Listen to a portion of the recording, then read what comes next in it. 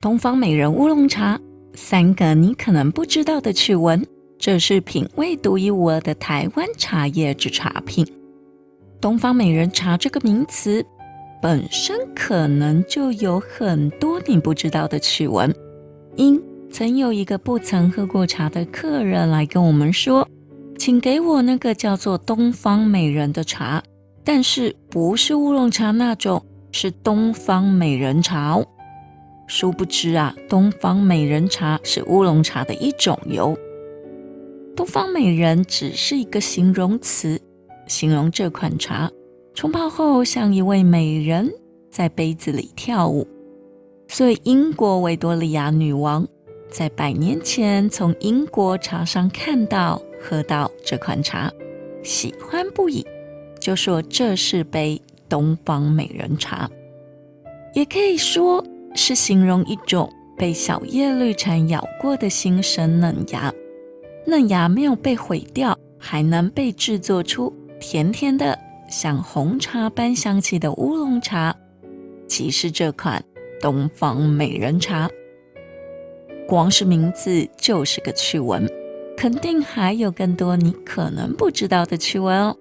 但是在说更多趣闻之前，你也可以来看看这支影片，8个关于白毫乌龙茶的惊人事实，你知道吗？也是在说东方美人的趣闻哦。说不完的东方美人茶趣闻，会让你对它感到好奇吗？再来说些不一样的。东方美人乌龙茶，3个你可能不知道的趣闻。1. 掀起台湾乌龙茶站在世界高峰序章。早在西元1988年，就有日本三井物业株式会社在台北海山地区和桃园大溪地区种植大片的茶园，他们可是先锋呢。在海山还建了个超酷的新式制茶厂，特别专门酿造了一种超火红的日东红茶。那时候的海山茶厂可是整个东亚最大的茶厂哦。那时大部分外销是以红茶为主，因阿萨姆红茶是欧美市场的宠儿，台湾居然能成功培育出阿萨姆红茶，所以 Formosa Tea 这个台湾茶品牌才能跟印度红茶一较高下，成为当时的茶坛佼佼者。而在西元1920年左右，东方美人茶的做法被研发出来，因发酵程度近80%，味道甘甜，香气浓郁，一度被认为是红茶的一种。来到西元1933年，东属印度、英属锡兰，还有荷属东印度等等，可是世界红茶的大制造商。为了控制茶价，他们搞了个叫做国际茶叶限制输出协定的东西。日本没有受到邀约，就不在协定之内，所以日据时代的台湾也不受约束。于是我们的红茶大量输出，填补了市场的缺口。等到了第2次世界大战之前，台湾的红茶输出量一直保持在500万公斤上下，这可是相当不错的成绩。台湾的茶开始在世界上大放异彩，进入了所谓的茶金时代。可惜的是，这茶金时代其实只维持了短短4年，从西元1946年到西元1949年。之后，国际茶产区渐渐恢复生产，台湾的茶失去了优势，茶金时代也就结束了。2. 东方美人冠军茶曾标至1斤台币101万元，很是怀疑这个价格吗？但你真的没有听错，1斤600公克的东方美人冠军茶，出自于西元2005年。许耀良在新竹县东方美人茶竞赛中第6度拿下特等奖，特等奖就是冠军的意思，被卖到台币101万元，约美金3.22万元。这当然不是常见的现象。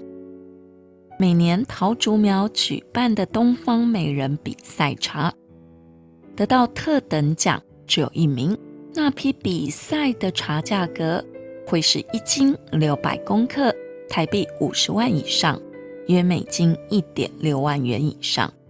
头等奖有30名，那批比赛的茶价格会是1斤600公克，约在台币25万元到5万元之间，约美金8000元到1600元之间。二等奖有40名，那批比赛的茶价格会是1斤600元，约于台币2.5万元起，约美金800元起。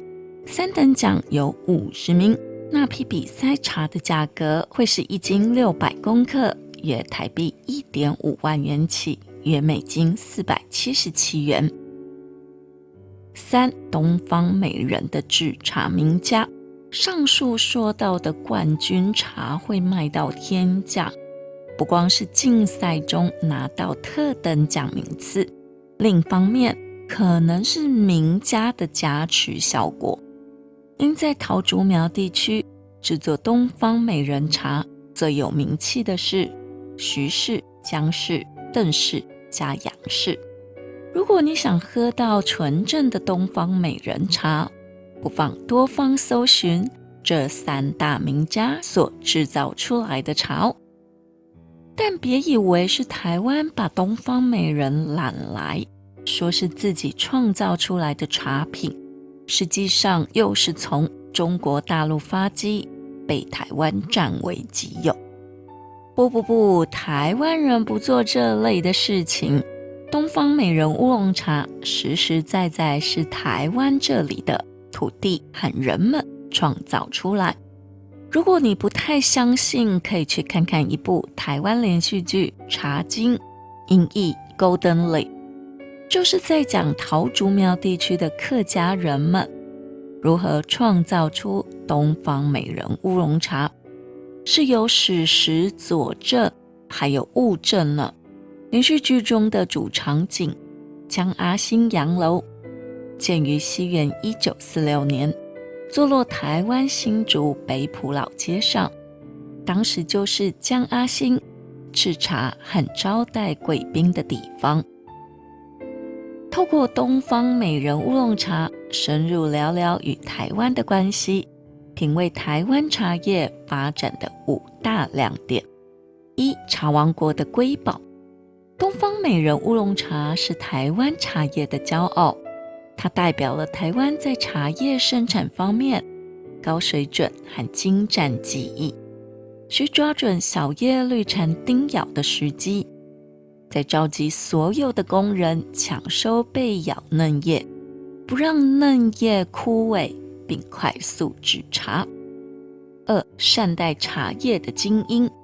东方美人茶的可贵之处，正是台湾的茶人们总是善待那些被咬嫩叶，把茶叶静静地放在那里，就像是在发呆一样，这就是所谓的静置。接下来来到了第一次搅拌的时间，也就是所谓的朗巾。茶师们总是亲自用双手捧住茶巾们，轻轻地翻动它们，就像是在做一个微型的茶叶舞蹈，这样可以让茶叶的边缘细胞破损，空气进入茶叶中，帮助它们发酵。翻滚一阵后，给茶巾休息一会，水分均匀地分布在茶叶中。就在搅拌和静置过程交替进行，给茶巾翻动一阵，再休息一阵，直到茶叶散发出清香，大功告成。就是这样，这个过程就像是在给茶叶一个 SPA， 让它们放松身心，尽情释放出最美味的香气。3. 香气扑鼻的魅力。这款茶叶有着令人陶醉的香气，因是高度发酵，就是高度搅拌，提炼出融合了花香和水果的香味，每一口都是一次味觉的享受。4. 文化交流的桥梁。这款茶叶不仅在国内受到推崇，还在国际上享有盛誉。它是台湾茶文化与世界茶文化的交流之桥，让更多人认识并喜爱台湾的茶。欧美人士们对台湾茶不太熟识时，总会指定酿那款东方美人茶，那是台湾茶的代表。当然，西元1980年后，台湾茶刮起了高山茶风，带动台湾的观光，包括阿里山高山茶、梨山高山茶。所以这几年，欧美人士的茶友们渐渐被吸引去喝台湾高山茶。然而，东方美人茶仍是首选，想来尝尝，对那些完全陌生台湾茶的外国人士。5. 茶叶产业的生力军。东方美人乌龙茶代表了台湾茶叶产业的一大亮点。它的出现不仅提升了台湾茶叶的知名度和价值，还为整个产业带来了新的活力和动力。尤其是每年桃竹苗地区政府们不遗余力地举办东方美人比赛茶竞赛，使得台湾的制茶师、陪茶师们没有一刻松懈自家技能，每年总是摩拳擦掌，要取得更好的名次。即使是拿过多座竞赛茶的大奖，谁也不敢保证自己能再拿到奖呢。每年的评审委员不尽相同，能否讨好当年的评审们，没人敢说。无论你是茶叶爱好者，还是单纯的茶饮者，都不能错过这款东方美人乌龙茶。它不仅是一种茶叶，更是台湾茶叶发展的一大亮点。让我们一起来品味这份独特的美味吧。